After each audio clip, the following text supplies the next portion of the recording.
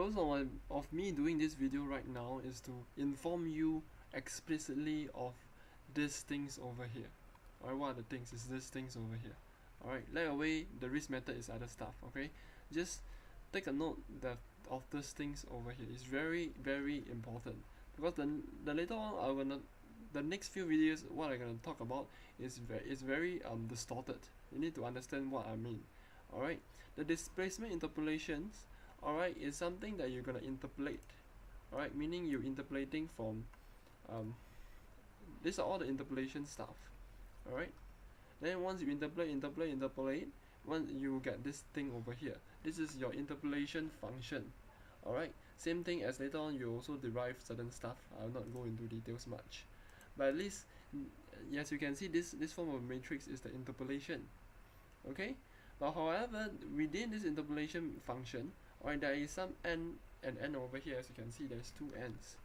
This should be n also, sorry. So this n and this n over here is actually your geometry shape. So this n is actually your geometry shapes, which we have shared with you just now in the previous sections. Alright, and geometry shapes is simply telling you about this type of shapes over here and how it actually may deform. Alright, it may deform. If you add up both together, you may have different shapes like this.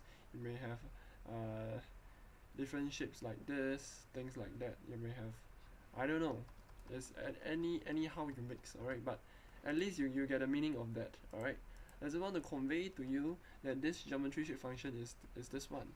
Alright, talking about the equations. Alright, these are all the geometry shape functions, n1, n2. Alright, this is for the u displacement to the x displacement. Alright, later on we also want to talk about taking the x displacement and change it to the c displacement.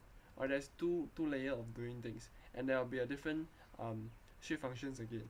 Alright, so later on we'll do these two transformations, and just to take note that the u transform to x. Alright, later on we'll first transform u, interpolate u to x, and then after that, about 10 minutes later on, we'll talk about x mapping to the c. But this is all mapping only. It doesn't change the whole system. You are mapping the same system from one map, from the displacement to the position, from position to a certain geometry shape functions. Alright, but all in all today, you need to understand is your shape functions over here. These are the equations and the equations over here. So be very, very mindful of this shape functions understandings and the interpolation method, because in the next video I may confuse you. Alright, and the next video we're going to use the shape functions to derive the Jacobian. Alright, and Jacobian will be input into your finite element to solve for stuff. Alright, together with your Coulombians. But nonetheless, we'll talk about this and this in the next video.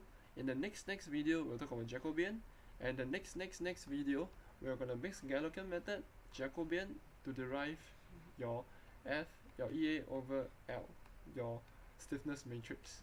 Alright, so I shall see you there in the next series of the two videos, I would say. See you there.